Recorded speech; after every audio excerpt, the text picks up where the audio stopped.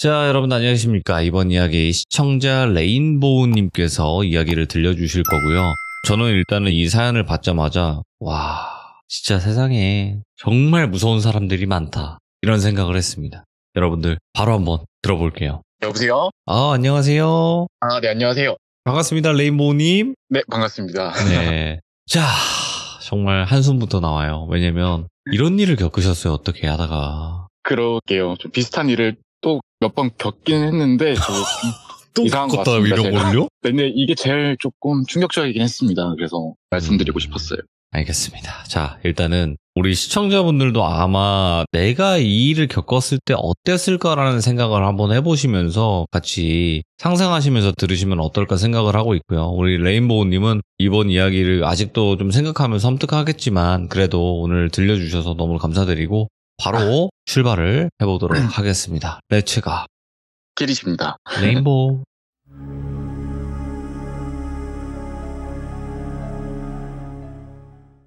일단 제 이야기는 한 10년 전에 제가 고등학생 때 겪었던 일인데요. 일단 고등학생 때 방과후 수업까지 마치게 되면 제가 조금 오래돼서 잘 기억은 안 나는데 한 밤 10시 정도 됐었던 것 같아요. 게다가 이제 저는 예술고등학교를 나와서 제가 그때 한참 공연 준비를 해가지고 조금 더 늦게 귀가할 때도 많았었는데요. 일단 제가 이 이야기를 들으려면은 그 당시에 살던 동네 이야기가 조금 필요할 것 같은데요. 일단 제가 그 당시 살던 동네는 유흥업소나 뭐 그런 게 하나도 없는 되게 조용한 아파트 동네였어요. 그러니까 아파트 단지들만 쭉 있고 외지인도 별로 없고 뭐 초중고도 다 같이 있고 동네 사람들만 조용히 있는 굉장히 그런 동네였었고, 저도 그때까지 그 동네에서만 계속 쭉 살아왔어서 일단 저부터도 굉장히 안전하다고 느껴지는 되게 그런 동네였어요. 근데 제가 이제 어느 날 밤까지 공연 연습을 다 마치고 집에 귀가를 하고 있었는데 버스에서 내려서 쭉 걸어서 내려오고 있는데 저희 아파트 쪽으로 쭉 걸어서 가고 있었어요. 그런데 완전 조그만한 애기 신발 하나가 떨어져 있더라고요. 그래서 제가 이게 이상하게 보긴 했지만 뭐 떨어뜨렸을 수도 있는 거니까 별로 개의치 않고 다시 이제 집으로 들어가려는데, 저희 아파트 단지로 들어가려는데 거기 앞에 어떤 아줌마가 벤치에 갓난아기를 안고 꾸벅꾸벅 졸고 있더라고요. 근데 아기가 신발 한 쪽이 없더라고요. 그래서 이게 그 아기 거구나 싶었지만 제가 무슨 괜한 오지랖 부리기도 싫고 그래서 이제 그냥 지나쳐 가려고 하는데 아줌마가 갑자기 아기를 콘크리트 바닥에 쿵 소리 나게 떨어뜨리는 거예요. 뭐야? 거기서 안 놀랄 사람이 없잖아요. 그래서 제가 진짜 깜짝 놀라가지고 제가 황급히 아기를 이렇게 들고 아줌마를 봤더니 나이가 한 40대 초반 정도로 보이는 아주머니셨는데 아주머니가 술에 되게 취해 계신 것 같았어요. 술 냄새는 안 나는 것 같은데 눈빛이나 뭐 비틀거리는 거나 그런 걸 딱 보면은 딱 봐도 좀 꽐라가 된 사람, 딱 그 상태 그 자체였어요. 네. 그래서 완전 아줌마가 좀 혀도 조금 꼬부라진 상태로 자기가 너무 취해서 집을 아기를 안고 못 들어가겠다고 집까지만 좀 아기를 데려다 달라고 부탁을 하셨어요. 그래서 저는 아까도 말씀드렸지만 물론 이 아줌마는 처음 뵙지만 동네 사람들도 다 너무 익숙하고 편안한 동네여서 제가 뭐 별 탈 있겠나 싶기도 해서 아기가 제일 일단 걱정이 돼서 그러겠다고 하고 이제 아기를 제가 안고 그 아주머니네 집으로 모셔다 드리게 됐어요. 네, 아줌마 집은 작은 도로 하나 끼고 저희 아파트 바로 옆에 있는 아파트였는데요. 그 아파트는 동이 하나만 있는 되게 오래된 아파트였는데 문을 열고 들어가니까 마치 갓 이사한 집처럼 팽하니 가구도 없어 보였고, 제가 좀 어린 나이임에도 불구하고 뭔가 이 집은 남자? 남편이 없다는 게 느껴졌어요. 뭐 남자 신발도 없고 안방이 이제 현관에서 정면으로 훤히 보이는데 침대만 딸랑 있고, 이게 말로 설명하니까 조금 어려운데 무슨 느낌인지 대충 아실 거라고 생각해요. 그래서 어쨌든 적어도 뭔가 느낌이 쎄하고 그래서 아기를 얼른 내려주고 집에 가려고 막 후다닥 나오고 있었어요. 그래서 현관에서 신발을 신고 아줌마한테 가보겠습니다 이제 인사하려는데 아주머니가 막 곧바로 후다닥 달려오시더니 제 팔을 진짜 꽉 잡은 상태로 자기가 너무 고마워서 그러니까 번호를 달라는 거예요. 저는 진짜 주기 싫었어요.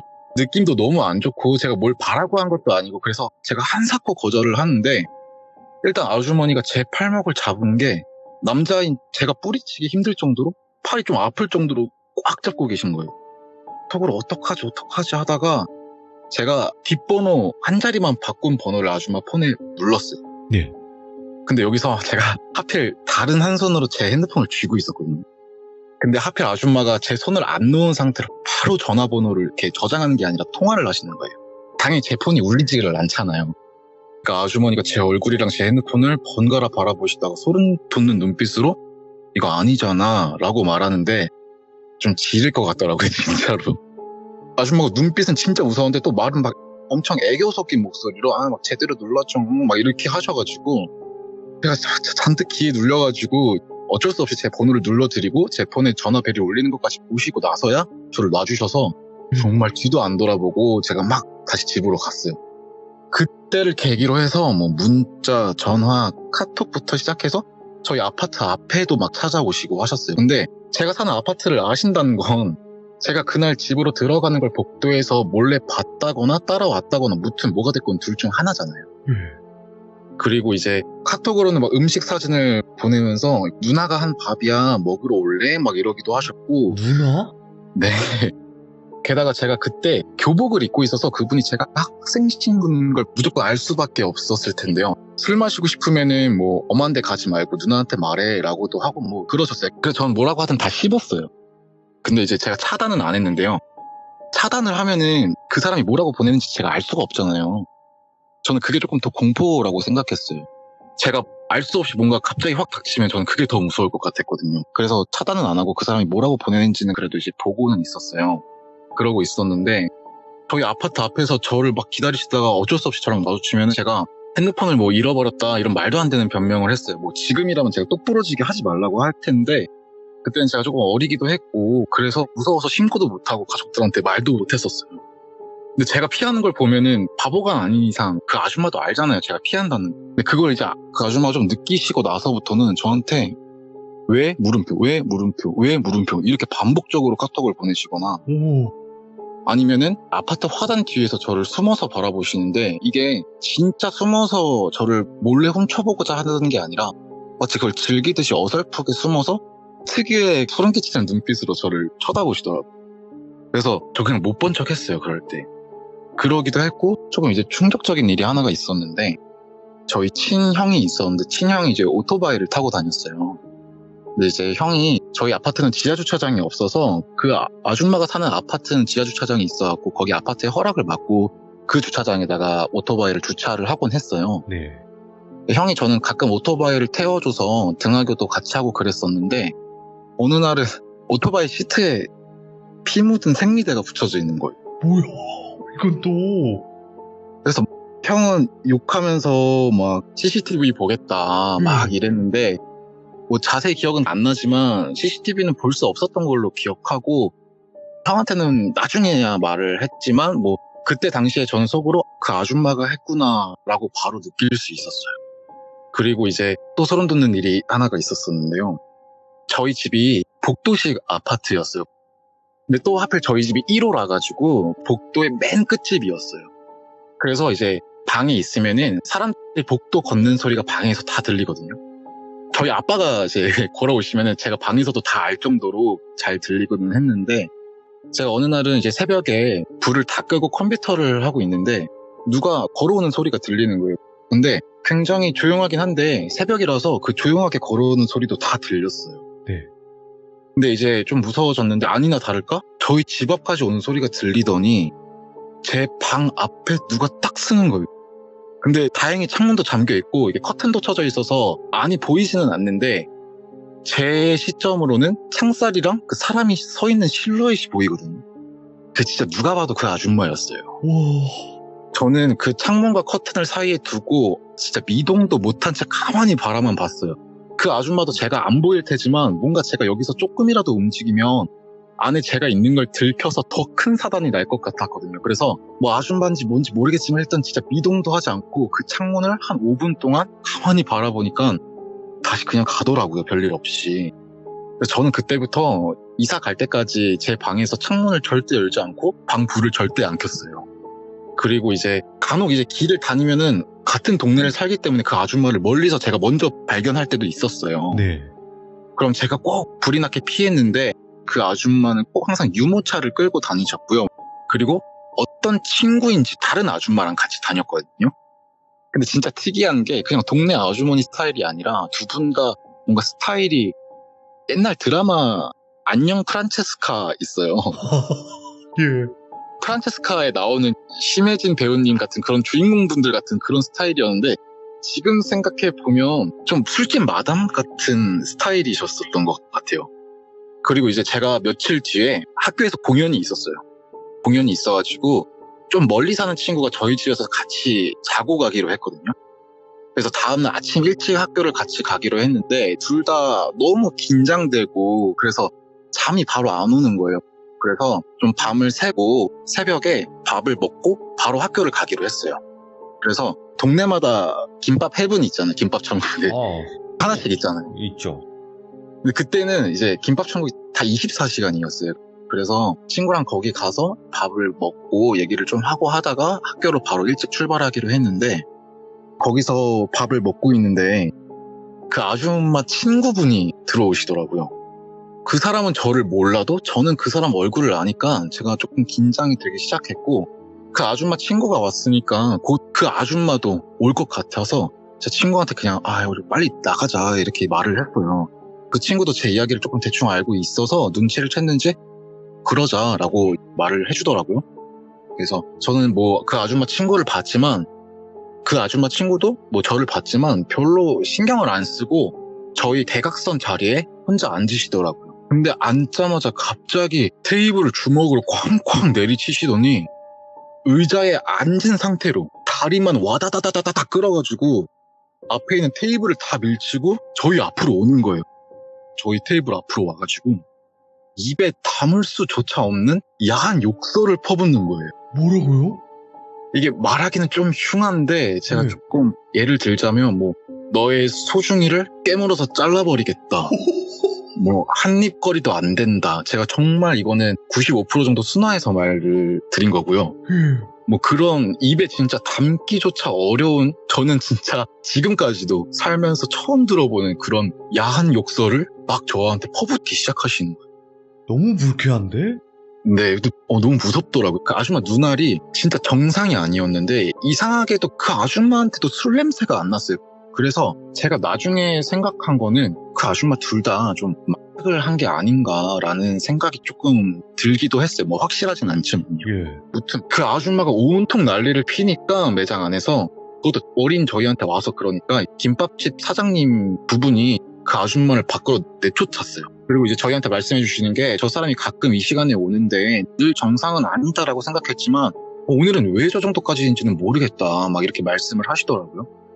뭐 지금은 그러면 진짜 바로 경찰을 불렀을 텐데 그때는 동네기도 했고 좀 그러지 않았었어요. 그래서 저희도 너무 놀라서 밥도 못 먹고 놀란 마음 가라앉히고 친구한테는 저 아줌마가 누군지 한참 설명을 하고 한 1시간 정도 지나고 나서 저희도 이제 학교로 가려고 나가는데 김밥집 직원 아주머니가 나갔다가 오시더니 저희한테 말하시는 게 저기 쓰레기장 앞쪽에 기둥 하나 보이지? 이러길래 네 이랬더니 저 뒤쪽에 그 아줌마가 숨어서 지금 쳐다보고 있는데 암만 해도 너희를 기다리고 있는 것 같으니까 조금만 더 있다 나가라 이렇게 저희한테 걱정 어린 말씀을 많이 해주시더라고요.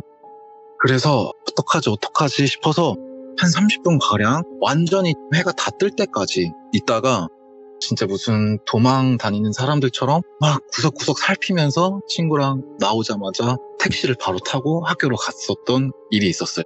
근데 이제 이상하게 그 일이 있고 난 후부터 그 소름 끼치는 아줌마한테 전화, 카톡 이런 것도 없었고요.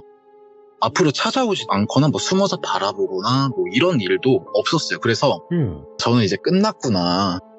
뭔가 부끄러워서 더 이상 나한테 연락을 못 하나 보구나 라고 생각을 하고 정말 이렇게 평화롭지 않지만 이렇게라도 끝이 났으면은 정말 좋았을 텐데 이 사건에서 가장 소름 끼치는 일이 일어납니다.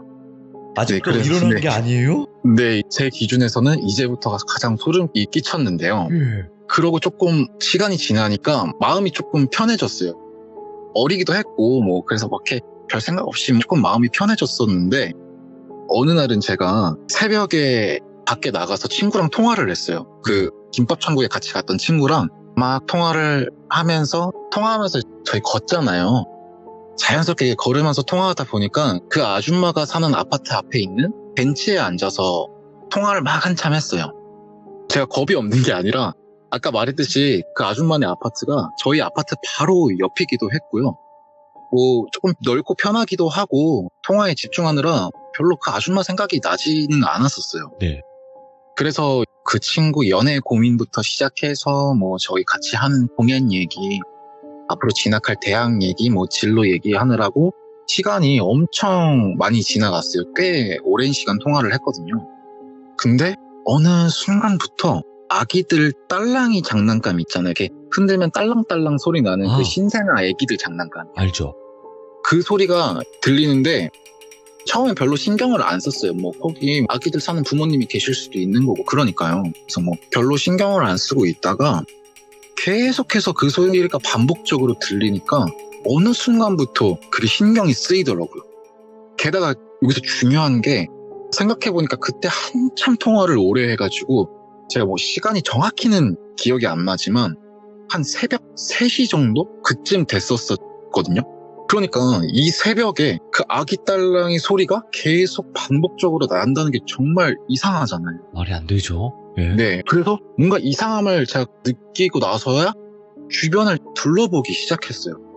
주변을 이제 둘러보다가 제가 뒤를 돌았는데 정말 충격 그 자체였어요. 왜요? 제가 앉은 벤치 한 30m 뒤로 그 스토커 아줌마네 아파트가 5개 계단이 있었는데요. 옛날 복도식 아파트 옆면에는 이렇게 5개 계단이 있어요. 말 그대로 야외에 있는 계단이라 창문이 없고 바퀴 다 보이는 5개 계단이거든요. 근데 제가 이제 뒤를 딱 돌았는데 정확히 기억합니다.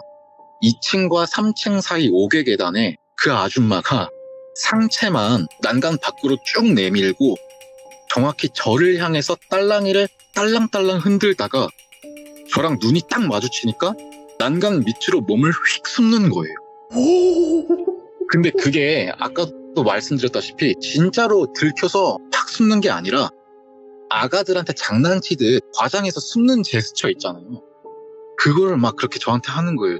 제가 그대로 진짜 너무 놀라가지고 몸이 움직여지지도 않고 굳어버리더라고요. 이게 사람이 너무 놀라면 몸이 움직이지도 못한다는 걸 그때 진짜 뼈저리게 느꼈거든요. 밤이라 주변은 어두컴컴하고 누런색 가로등 하나만 제가 있던 벤치랑 5개 계단 사이를 비추고 있었거든요. 그래서 더 섬뜩했는데 저는 몸이 굳은 상태로 그 아줌마를 계속 응시했어요.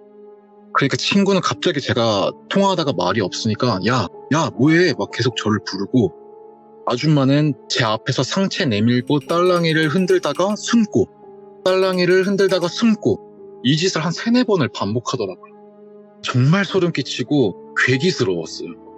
정말 괴기스러웠는데 제가 몸이 굳어있다가 머릿속에 도망가야겠다라는 생각이 팍 드니까 몸이 좀 움직여지더라고요. 그래서 제가 아직 시선은 그 아줌마한테 둔 채로 천천히 뒷걸음질 치기 시작하니까 제가 움직이는 걸 아줌마가 봤잖아요. 그러니까 아줌마가 상체를 난간위로 내밀고 딸랑이를 흔들다가 딱 멈추는 거예요. 그러더니 한 3초 정도 가만히 있다가 갑자기 장난치듯 껑충껑충 그러니까 무릎을 배 쪽까지 올리면서 껑충껑충 뛰면서 빠르게 그 5개 계단을 밑으로 내려오는 거예요. 그래서 제가 그거를 보자마자 미쳤다 싶어가지고 그때서야 뒤를 돌아서 제가 미친 듯이 달려서 저희 아파트까지 와가지고 경비실에 가갖고 경비 아저씨한테 아저씨 저 좀 도와주세요 제가 막 이랬더니 아저씨가 왜 그러냐 이래서 어떤 미친 아줌마가 저 따라와요 이래갖고 경비 아저씨랑 같이 나가봤어요. 근데 아줌마가 없더라고요. 그래서 제가 너무 무섭고 괴기스럽고 그러면서도 너무 열이 받는 거예요. 대체 내가 뭘 잘못했다고 나한테 이러지 싶어가지고 제가 그 아줌마한테 욕이라도 한 바가지 퍼부어야겠다 싶어가지고 제가 핸드폰을 열어서 카톡을 딱 봤는데 진짜 충격인 게 아주머니 카카오톡 프로필 사진이 제가 통화하는 뒷모습이더라고요. 헐. 사진의 높이가 딱 그 5개 계단에서 찍은 게 분명했어요. 그 딸랑이를 뭐 흔들면서 아니면 뭐 흔들기 전에 제 사진을 찍고 그거를 카카오톡 프로필 사진에 해놓은 거죠. 저는 진짜 그걸 보고 뭐라고 말을 욕도 퍼붓지 못하겠다 싶어가지고 그냥 집으로 들어왔어요. 그리고 저는 이제는 너무 심각하다 싶어가지고 가족들한테 말해야겠다고 마음을 먹었어요. 그러게. 그날은 뭐 새벽이니까 집에 들어와서 가족들 다 자니까 아무 말도 못하고 다음날 저녁에나 얘기를 했어요. 근데 진짜 웃기면서도 무서웠던 게 그 다음날 보니까 아줌마 카톡이 아예 알 수 없음으로 사라졌더라고요. 가족 핸드폰으로 전화도 해보니까 없는 번호라고 나왔고요. 그렇게 그 아줌마는 소리 소문 없이 사라지셨고 저는 그 뒤로 그 아줌마한테 연락을 받거나 뭐 길에서 마주치거나 그런 적도 없습니다. 뭐 당연히 제가 미치지 않았기 때문에 그 아주머니 집을 절대 찾아가지도 않았고요. 아니 근데 왜 갑자기 한순간에 사라졌죠? 그러니까요. 저도 그게 좀 미스테리인데 그 아줌마가 진짜 마지막에 저한테 그 딸랑이 흔들 날 그 아줌마가 진짜 제대로 미치지 않았나라는 생각 정도는 들었던 것 같아요. 저도 그 아줌마가 뭔지는 모르겠어요. 어떻게 보면 이게 스토킹이잖아요. 근데 그렇죠. 다 정말 무서운 것도 있지만 저는 좀 굉장히 괴기스러웠다고 표현하는 게 조금 맞다고 생각이 듭니다. 아무튼 이 이야기는 여기서 끝입니다. 지금 이 아줌마 있잖아요. 네네. 아이가 있다 그랬어요?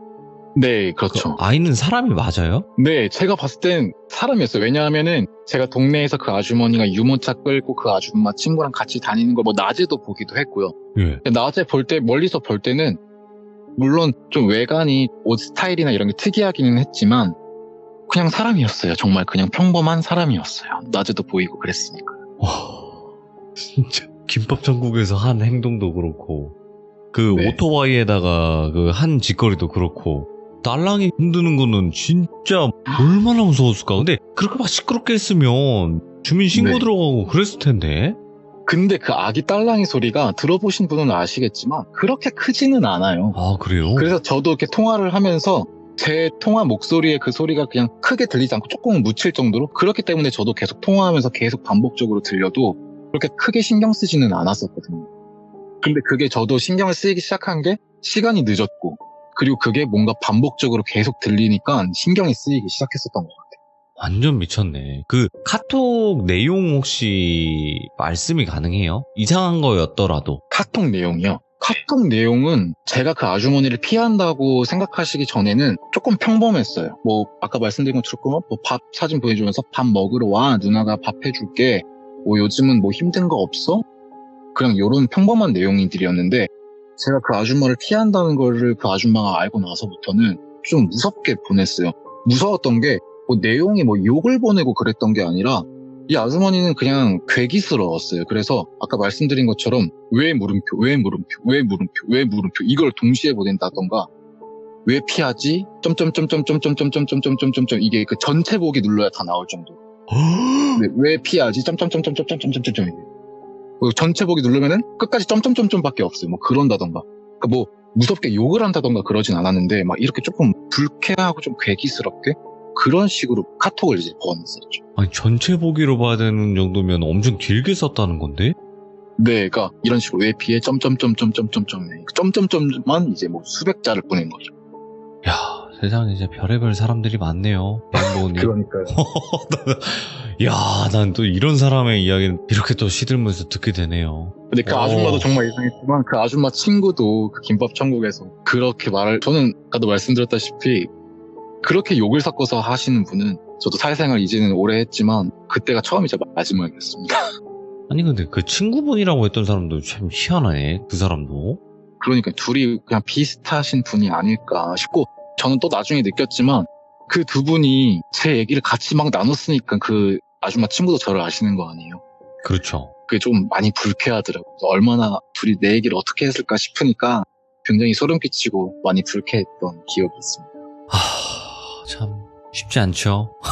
네, 쉽지 않습니다. 그것도 학생 때 겪으신 건데 너무 섬뜩하고 이거 진짜 상상을 해보니까 야, 내가 만약에 저런 일을 겪었을 때 우리 시청자분들은 그래요. 이런 일을 겪으면 이제 제 3자 입장에서 멀리서 보는 거잖아요. 그렇죠. 신고를 해라. 엄마 아빠한테 왜 이야기를 안 했냐. 뭐 이렇게 해보지 그랬냐 이렇게 얘기는 하는데 네. 막상 그 상황에 직면을 했을 때 그리고 사람이 정상적인 행동이 아니라고 판단이 됐을 때는 두려움을 가질 수 있거든요. 그렇죠. 뭐 신고해야겠다라는 생각을 지금 보면 후회스럽지만 그때 당시에는 생각도 못했던 것 같아요. 그리고 뭐 그때 당시는 사실 신고해도 처벌이 안 됐을 거예요. 그쵸. 그리고 제가 너무 어리기도 했고 그러다 보니까 아예 그런 생각 자체를 조금 못했던 것 같아요. 지금이야 이제 스토킹법이라는 게 생겼으니까 그런 거지 예전에는 그게 없었으니까. 그게 벌써 10년 전이니까요. 그러니까 뭐 직접적인 피해를 보지 않는 이상은 아마 어떻게 진행이 되진 않았을 것 같아요.